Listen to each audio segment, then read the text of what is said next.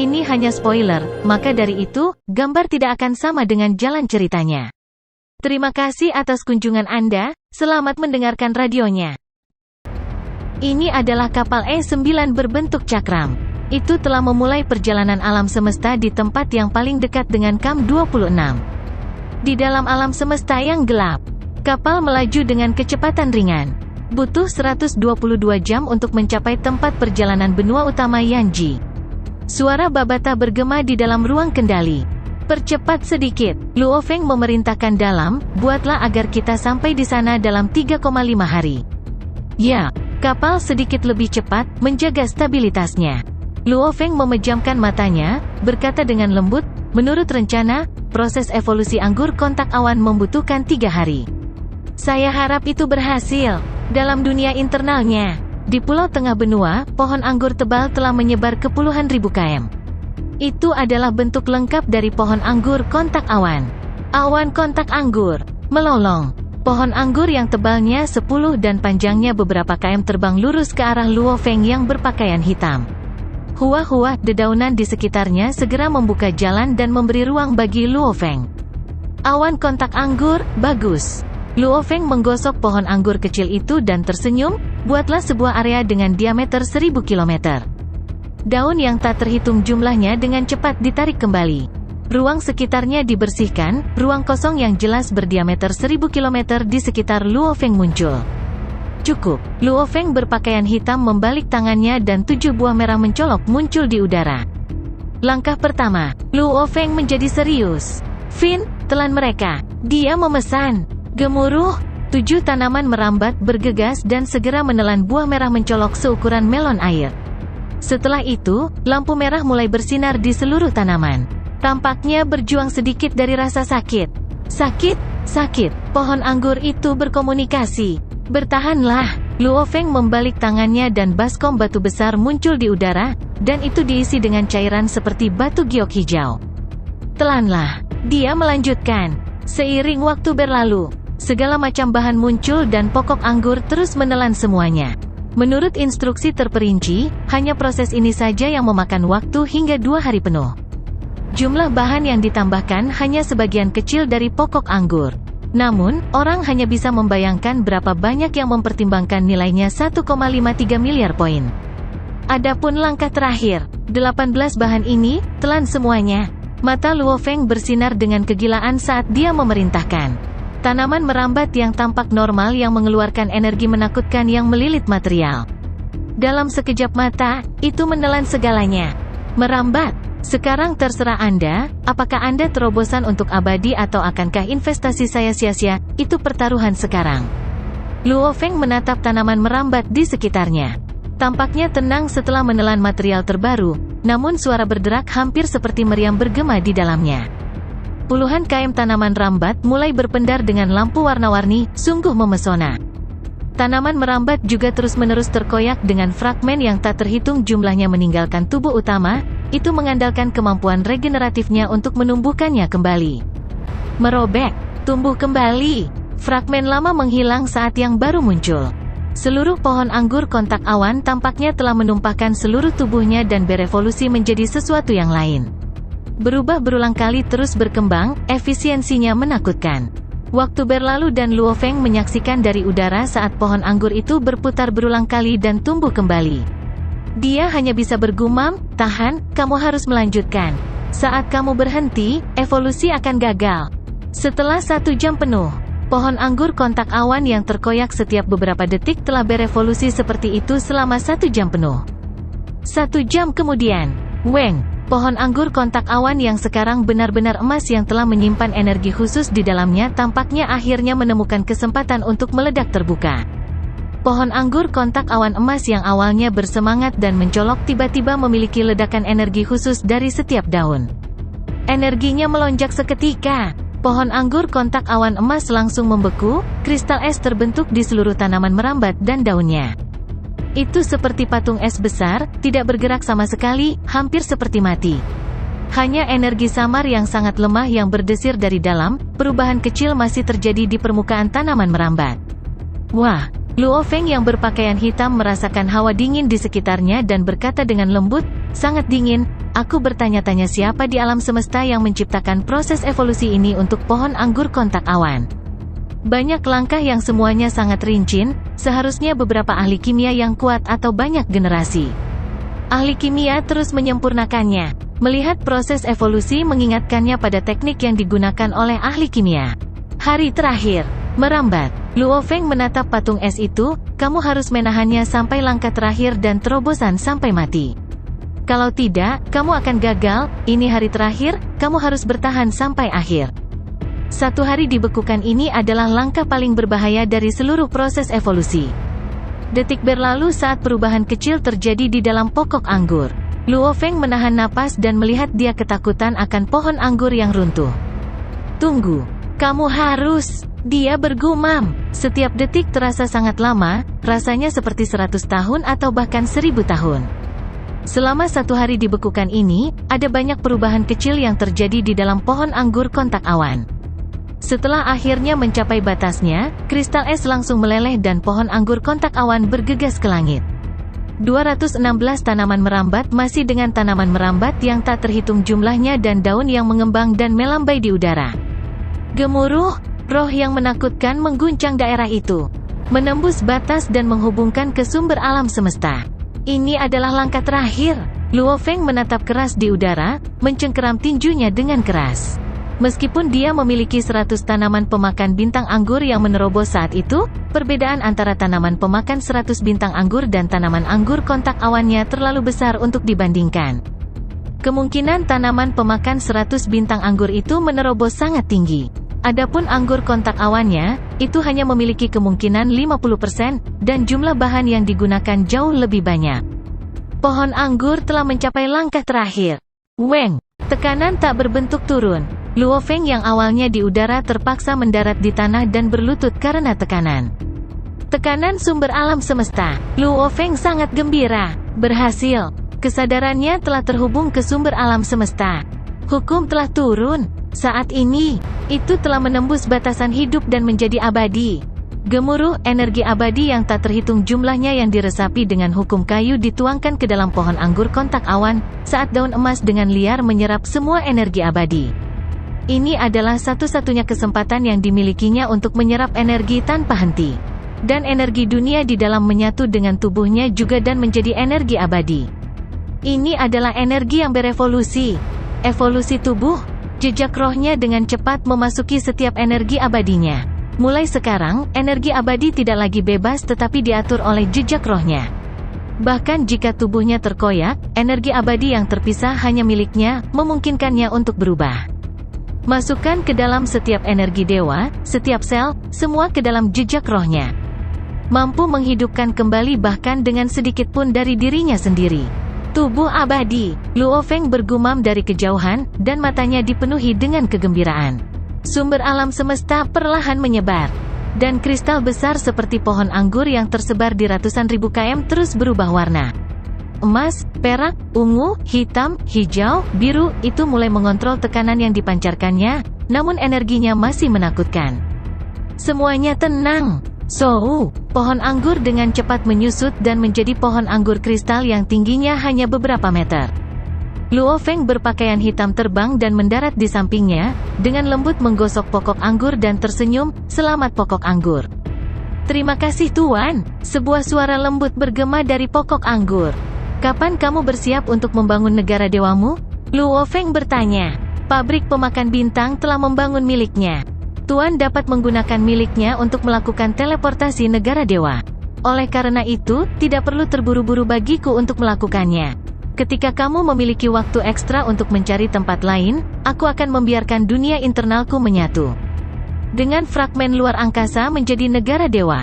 Kesadaran anggur berkomunikasi dengan Luo Feng, suaranya lembut tapi jelas. "Haha." Luo Feng sangat senang di dalam. Sejujurnya, pohon anggur kontak awan telah bersamanya sejak bumi. Setelah pengalaman yang begitu lama dan tak terhitung jumlahnya, pohon anggur telah berjuang keras untuknya. Dalam hal perasaan, itu hampir seperti saudara bagi Luo Feng. Secara alami dia memiliki lebih banyak perasaan untuk itu daripada tanaman pemakan bintang. Ketika tanaman pemakan bintang menjadi abadi, Luo Feng secara alami senang bahwa dia memiliki sekutu yang kuat. Namun, pada saat ini, rasanya seperti seorang teman baik telah menembus keabadian, dia merasa senang karenanya. Tidak masalah, aku tidak kekurangan waktu. Kita akan melalui perjalanan alam semesta nanti dan mencari tempat yang aman untuk berteleportasi melalui negara dewa tumbuhan pemakan bintang. Kemudian kita dapat memilih tempat yang aman bagimu untuk membangun negara dewamu.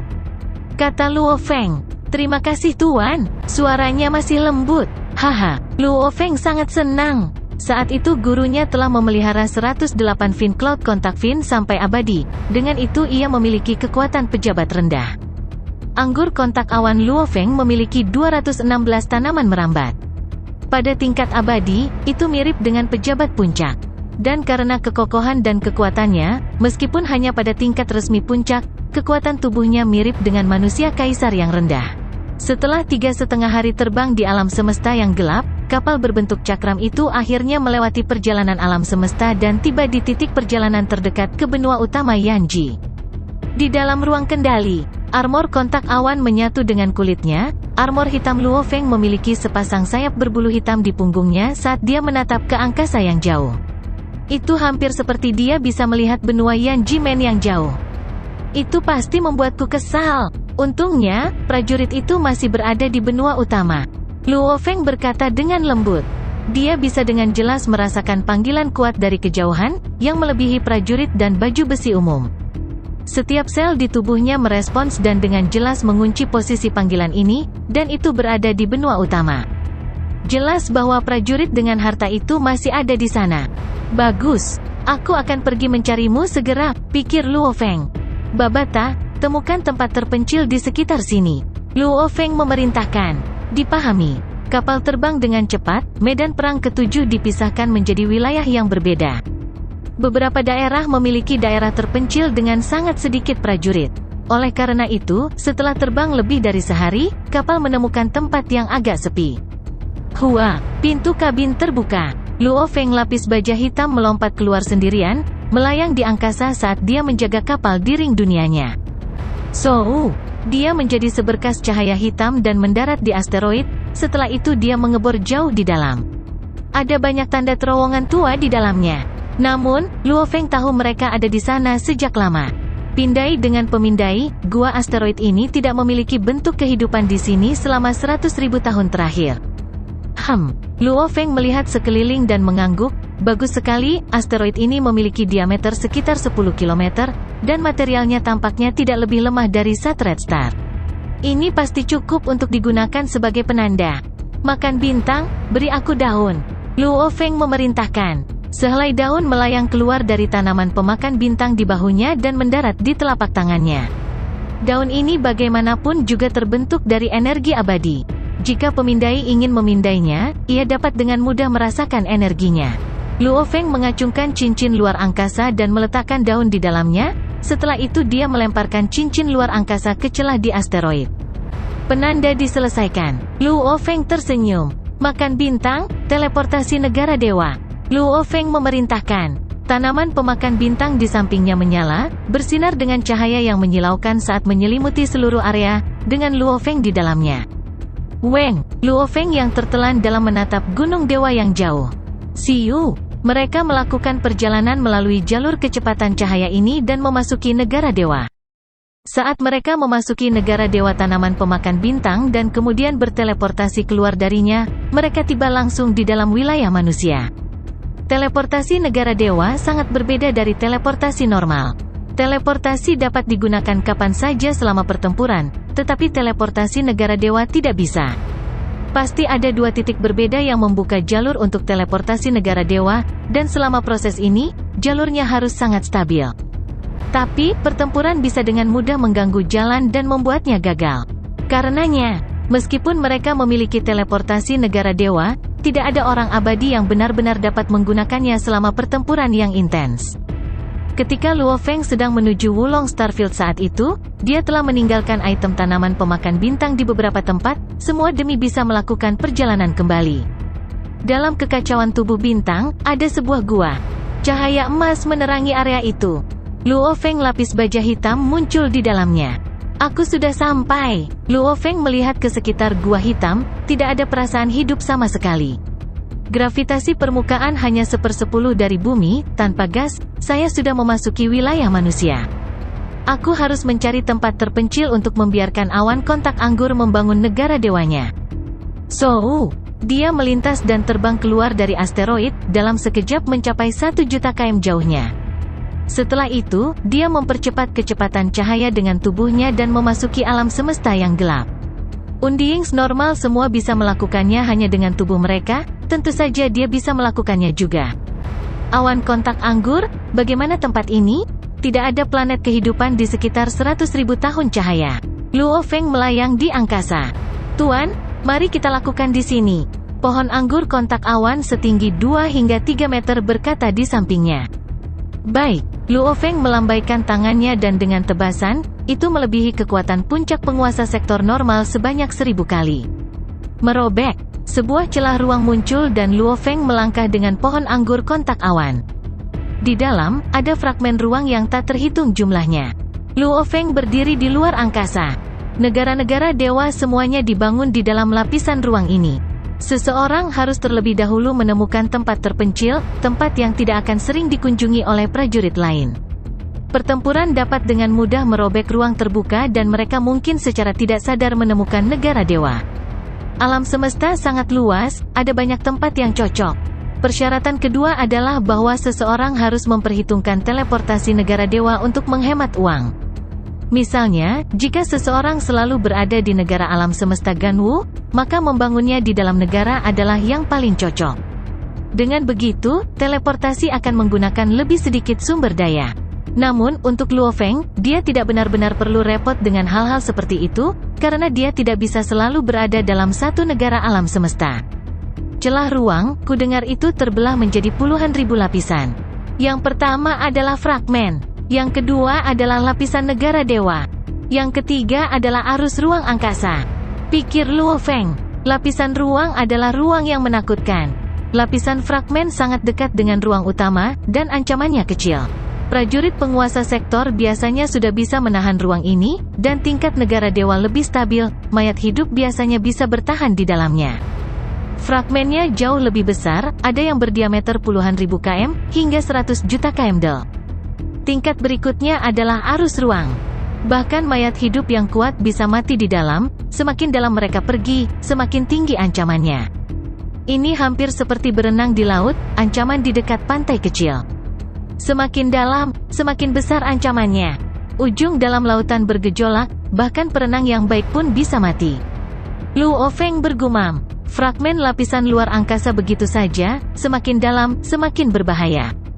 So, dia dengan cepat menuju fragmen, dia terbang lebih dari triliunan km dan menghabiskan 10 hari terbang. Aku sudah terbang cukup jauh, fragmen ini cukup besar. Dia mengangguk. Bagaimana ini, anggur? Tuan yang sangat baik. Di kejauhan, fragmen besar terbang berantakan di depan, yang besar tidak memiliki ruang dan kehidupan. Tuan, saya akan mulai membangun negara dewa saya. Sebuah kristal seperti anggur kontak awan melayang di sampingnya. Energi tak berbentuk segera mengunci fragmen jauh dengan diameter 30 juta km. Sebuah dunia muncul dan tampaknya ada di ruang lain sama sekali, terbang menuju fragmen. Fragmen itu terpengaruh olehnya dan digambar bersama. Mereka berdua, satu tidak nyata sementara yang lain padat. Keduanya mendekat, salah satunya dengan diameter kurang dari 100.000 km, sementara yang lain dengan diameter 30 juta km. Rumble, rasanya hampir seperti langit dan daratan runtuh. Keduanya menyatu saat mereka semakin dekat, secara bertahap, fragmen ruang kosong mulai memiliki dunia yang muncul di dalamnya. Dunia menjadi padat dan menjadi nyata. Gemuruh, fusi itu sukses. Dunia internal telah hilang, negara dewa telah terbentuk. Tuan, negara dewa telah dibangun. Mulai sekarang, itu akan terus tumbuh, bahkan menelan fragmen ruang dan tumbuh lebih besar. Pohon anggur kontak awan membawa Luo Feng ke negara dewa. Diameternya kurang dari 100.000 km. Dan itu terus menyebar ke segala arah. Luo Feng berdiri di puncak gunung dan menatap negara dewa yang berkembang, menatap fragmen ruang besar di luarnya, berpikir, siapa yang tahu kapan aku bisa menjadi abadi. Tuan, pemahaman hukum Anda sangat tinggi. Selama Anda mau, Anda mungkin dapat dengan cepat memahami hukum ruang angkasa, dan dengan kemampuan Anda, menerobos inti tidak akan terlalu sulit. Pohon anggur berkomunikasi, namun saat Anda melakukan terobosan, Anda tidak akan dapat menghasilkan klon ketiga Anda. Benar, makanya aku takut untuk melatih hukum emas sekarang. Dia menggelengkan kepalanya dan tersenyum. Hukum emas memang sangat mudah bagi Luo Feng. Dia bahkan tidak mempelajarinya sekarang, dan pada saat yang sama, dia tidak berani bertaruh. Klon ketiga. Dia memiliki harapan besar untuk itu, dia memiliki rambut binatang Huisu untuk waktu yang lama. Namun, dia tidak ingin berlarut-larut begitu saja. Dia masih bisa menukar beberapa fragmen bentuk kehidupan langka dari harta karun perusahaan alam semesta virtual. Namun, dia masih menunggu, karena ini adalah klon terakhir yang bisa dia buat. Dia pasti harus memilih yang terbaik.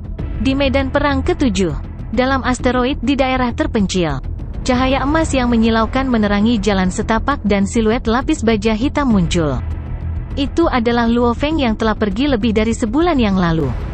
Hal utama adalah membangun negara dewa di dalam celah ruang. Seluruh proses terbang di dalam celah memakan waktu cukup lama. Sebenarnya, tidak perlu baginya untuk secara pribadi memasuki lapisan negara dewa, hanya membiarkan anggur kontak awan melakukannya sudah cukup.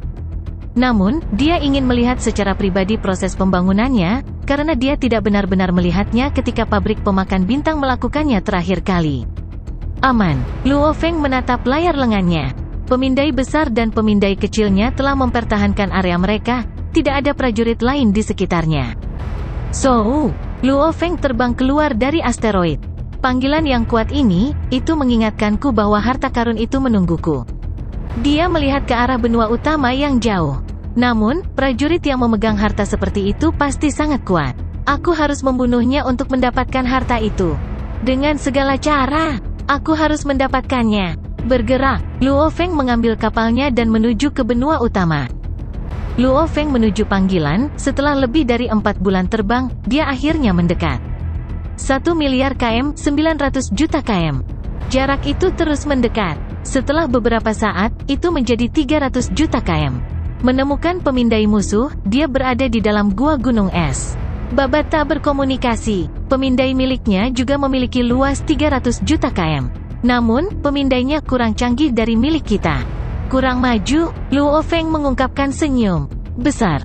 Setelah mengalami kerugian, perasaan memiliki keuntungan dengan pemindai sekali lagi sangat bagus, karena itu menentukan fakta bahwa pertempuran ini sekarang berada dalam kendalinya. Ini adalah penampilan musuh, kata Babata.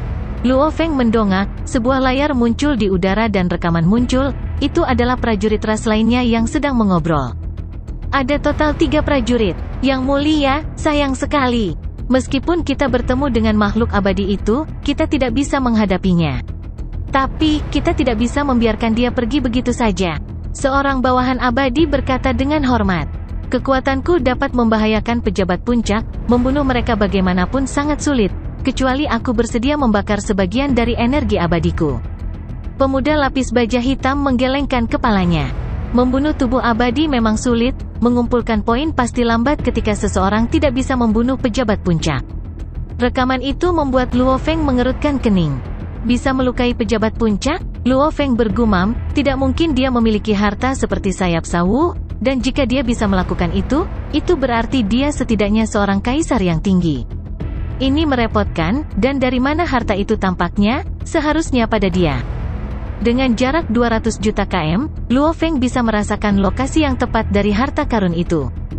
Dia bisa mengkonfirmasi sekarang bahwa item itu berada di tempat yang sama dengan pemuda lapis baja hitam, itu pasti ada padanya.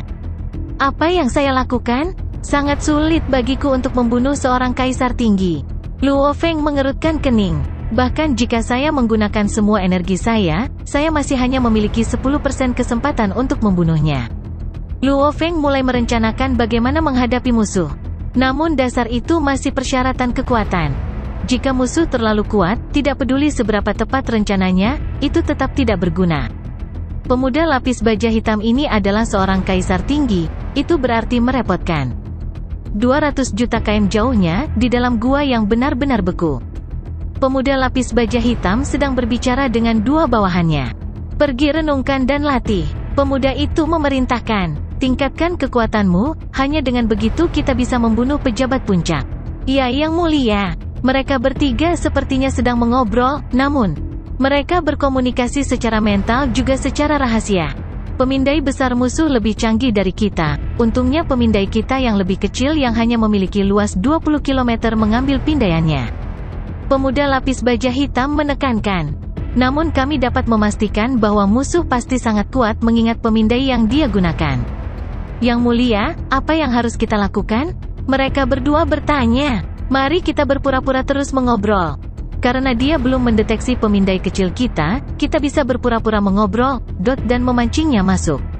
Aku bisa terus berpura-pura memiliki kekuatan tingkat kaisar yang tinggi. Seorang kaisar tinggi tidak akan memiliki ancaman di benua utama Yanji. Bahkan para prajurit yang kuat sekalipun harus mempertimbangkan kembali tentang menggunakan teknik penghancuran jiwa untuk membunuh seorang kaisar tinggi. Saat seorang kaisar tinggi menghancurkan dirinya sendiri, itu akan menakutkan. Mengerti Yang Mulia? Setelah mengkonfirmasi secara diam-diam, salah satu bawahan berkata, Yang Mulia, sayang sekali, meskipun kita bertemu dengan makhluk abadi itu, kita tidak bisa menghadapinya, dan malah membiarkannya pergi begitu saja. Kekuatan kita cukup untuk melukai pejabat puncak, tetapi untuk membunuh satu, kecuali aku bersedia membakar sebagian dari energi abadiku. Pemuda lapis baja hitam menggelengkan kepalanya, kesulitan membunuh tubuh abadi. Pemuda itu melanjutkan, tindakan mereka benar-benar membingungkan Luo Feng. Sebenarnya armor hitam itu hanya memiliki kekuatan seorang kaisar rendahan.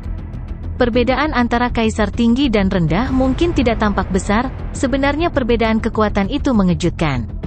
Banyak mayat hidup menghabiskan bertahun-tahun berlatih dan menerobos, apakah itu tubuh dewa atau pemahaman hukum, perbedaannya mengejutkan. Seorang kaisar yang rendah harus berhati-hati di benua utama. Namun seorang kaisar tinggi bisa menjadi seorang tiran, kecuali jika dia mengacaukan beberapa yang terlalu kuat. 3 prajurit ras lainnya berkomunikasi secara mental. Musuh belum pergi, pemindai miliknya terkunci pada kita, kata pemuda lapis baja hitam. Meskipun pemindai kecil kami dapat mendeteksi dia, itu hanya dapat mendeteksi pemindaiannya. Dengan pemindaian hanya 20 km, ketika kami benar-benar mendeteksi dia sudah berada 20 km dari kami. Keuntungan dari pemindai kecil hanya ini. Paling-paling bisa bertindak sebagai keamanan, mengandalkannya untuk menemukan lokasi musuh. Itu akan menjadi lelucon. Kami tidak dapat mendeteksi lokasi akuratnya, kami juga tidak tahu kemana harus melarikan diri. Melarikan diri secara membabi buta kemungkinan besar bisa mengakibatkan dia menangkap kami, kemungkinan kami lolos dengan selamat kurang dari 0,1%. Pemuda itu berkata, satu-satunya pilihan kita sekarang adalah menakut-nakutinya. Jika kita melawan, kita harus mencari kesempatan untuk melarikan diri. Dipahami? Kedua bawahan itu menjawab, rencanaku adalah... Pemuda lapis baja hitam dengan cepat memberitahu kedua bawahannya tentang rencana pertempurannya. Luo Feng terus mendekat, pemindainya terus-menerus mengunci lokasi musuh. Di dalam ruang kendali, sebuah layar memproyeksikan setiap gerakan mereka. Luo Feng tiba-tiba mengerutkan kening, apa yang dia lakukan? Di layar, pemuda lapis baja hitam membalik tangannya. Bunga ungu yang indah melayang di sampingnya, setelah itu mengembang dengan ganas dan tumbuh keluar dari gua, bunga yang tak terhitung jumlahnya dengan duri menembus bebatuan. Hampir dalam sekejap, bunga itu telah menyebar lebih dari 100.000 kilometer, itu benar-benar membungkus 3 prajurit ras lainnya sepenuhnya. Prajurit ras lainnya. Di layar, pemuda berbaju hitam itu berkata dengan dingin, aku tahu kamu bisa mendengar apa yang kami katakan. Luo Feng mengerutkan kening di kejauhan, sial, skenario terburuk telah terjadi. Luo Feng memiliki pemindai mininya sendiri, karenanya dia takut hal ini terjadi. Juga, dia tidak punya cara untuk menghindarinya, dia hanya bisa mengandalkan keberuntungan, berharap musuh tidak memiliki pemindai mini tingkat tinggi. Namun dari tampilannya, musuh memang memiliki pemindai mini yang sangat canggih. Meskipun areanya kecil, ia berhasil menemukan pemindaiannya. Aku tidak ingin bertarung melawan prajurit tingkat tinggi seperti itu. Pemuda lapis baja hitam menekankan. Kamu harus tahu bahwa konsekuensi dari pertarungan kaisar juga sangat parah. Saya sudah mengundang sekutu kaisar saya. Saat pertempuran dimulai, mereka akan bergegas, dan ketika itu terjadi, itu semua akan tergantung pada kekuatan.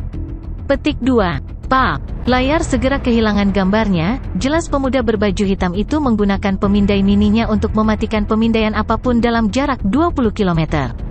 Luo Feng tidak dapat melihat apa-apa. Tuan, Anda telah mengundang sekutu kaisar?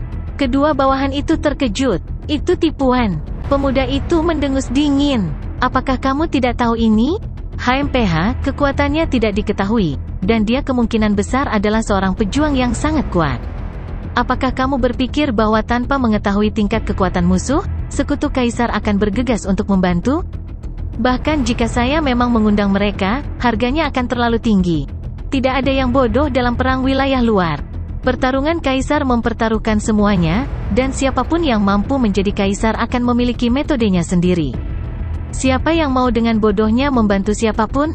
Saat mereka kehilangan beberapa kartu truf berharga mereka, sudah terlambat untuk menyesal.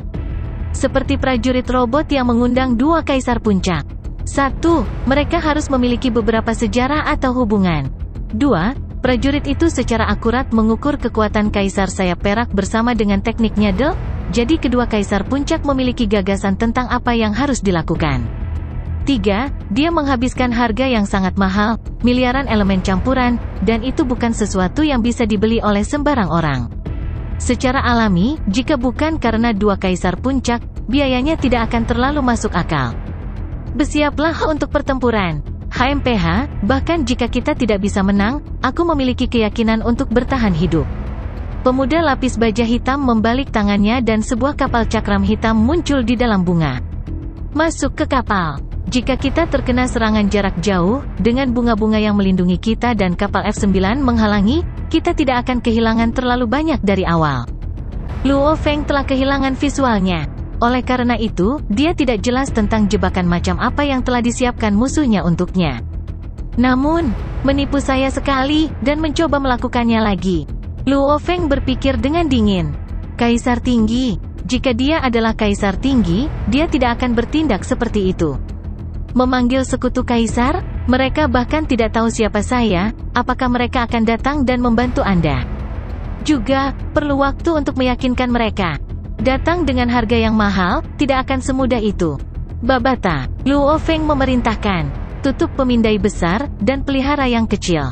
Dekati dia, dalam jarak 10 juta km. Ya. Meskipun dia tidak menggunakan pemindai besar, karena dia bisa dengan jelas merasakan panggilan dari harta karun itu, dia hanya harus mengikuti arah itu dan mendekat. Dia harus menggunakan pemindai besar pada awalnya karena dia perlu tahu musuh seperti apa yang dia hadapi, ras apa, Del. Dan dari kelihatannya, itu adalah ras nasi. Ini adalah ras kuat yang jauh yang tidak tunduk pada ras puncak manapun. Melihat satu prajurit nasi di sini sangat jarang. Ini juga berarti, akan sangat sulit baginya untuk mendapatkan bantuan. Teman ras nasi saya akan menggunakan kembang api yang paling indah untuk menyambut Anda. Luo Feng berkata dengan lembut.